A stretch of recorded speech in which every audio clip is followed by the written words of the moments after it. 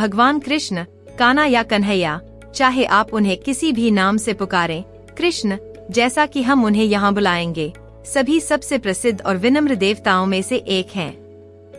भगवान विष्णु के 8वें अवतार, उनकी पूजा न केवल उनकी शानदार बुद्धि के लिए बल्कि उनकी बढ़ती सुंदरता के लिए भी लाखों लोगों द्वारा की जाती है। और वस्तुतः इस सुंदरता में एक पंख जोड़ने वाला मोर पंख है, जिसे वह हमेशा अपने सिर पर पहनते हैं। तो क्या आपको कभी आश्चर्य होता है कि भगवान कृष्ण अपने सिर पर मोर पंख क्यों पहनते हैं? खैर, यहाँ श्रीमद् भागवत में वर्णित इसके पीछे की सुंदर कहानी है, जो इसका कारण बताती है। वह गर्मियों की सुबह थी जब कृष्ण वृंदावन वन के आनंद के बीच झपकी से जल्दी उठ गए। थोड़ी देर बाद उसने उन चरवाहे दोस्तों को जगाने का फैसला किया जिनके साथ वह आराम कर रहा था। इसलिए उसने अपनी बांसुरी निकाली और उसे बजाना शुरू कर दिया, साथ ही दूर चल रही गायों को वापस बुलाने के लिए भी। जैसे ही कृष्ण ने अपनी बांसुरी के माध्यम से मंत्रमुग्ध कर देने वाली धुन बजाई, उसमें से आकर्षक कंपन निकलने लगा। वृंदावन के जंगल और उसके आसपास मोरों को रहस्यमय तरीके से आकर्षित किया।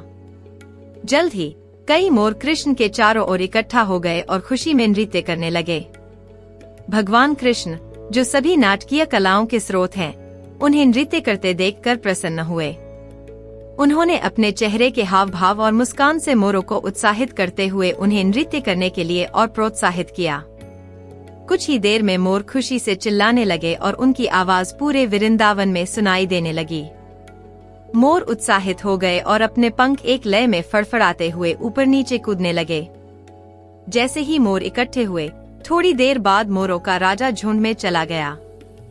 इसने कृष्ण के पैरों को छुआ और आवाज निकाली, जिसे कृष्ण ने धन्यवाद ज्ञापन के रूप में लिया और मोरों से उनके साथ नृत्य करने का अनुरोध किया। कृष्ण ने विनम्रतापूर्वक प्रस्ताव स्वीकार कर लिया और मोर के साथ नृत्य करना शुरू कर दिया।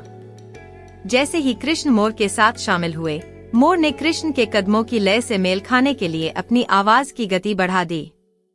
बांसुरी और मोर दोनों की धुन से सराबोर, भगवान कृष्ण ने अपने कदमों की गति इतनी बढ़ा दी कि कुछ मोर उनकी गति के साथ नहीं रह सके। वृंदावन वन के चारों ओर से जानवर भगवान और मोरों का नृत्य देखने के लिए एकत्र हो गए। यहाँ तक कि भगवान कृष्ण की बांसुरी भी अपने गुरु के अभूतपूर्व प्रदर्शन को देखकर अपने आप ही एक मनमोहक धुन बजाने लगी। वृंदावन की पहाड़ियों के शीर्ष से देखने पर प्रदर्शनी अत्यंत अद्भुत थी। भगवान कृष्ण और मोर बहुत देर तक नाचते रहे और स्वाभाविक रूप से थोड़ी देर के बाद मोर थक गए और नृत्य करना बंद कर दिया।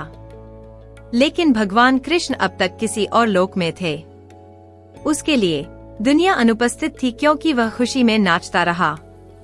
कई दिनों के बाद जब वह रुका तो मनमोहक सन्नाटा छा गया। तभी मोर का राजा भगवान कृष्ण के पास पहुंचा।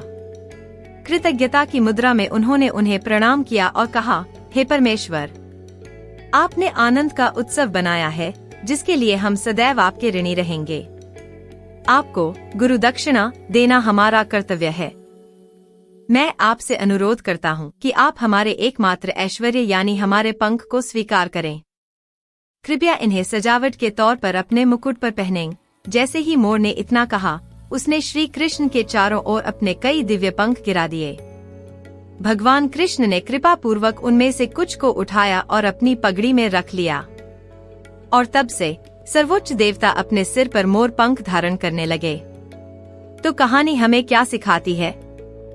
यह सरल कहानी हमें सिखाती है कि हमें दी गई छोटी से छोटी चीज के लिए भी हमें हमेशा आभारी रहना चाहिए, और बदले में हमें अपने पूरे दिल और भक्ति से भगवान को अपना सर्वश्रेष्ठ अर्पित करना चाहिए।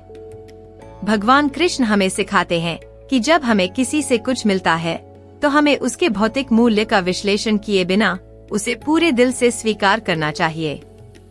ऐसा करना देने वाले के प्रति सम्मान का प्रतीक है और आपको जीवन में छोटी छोटी चीजों की भी सराहना करना सिखाता है।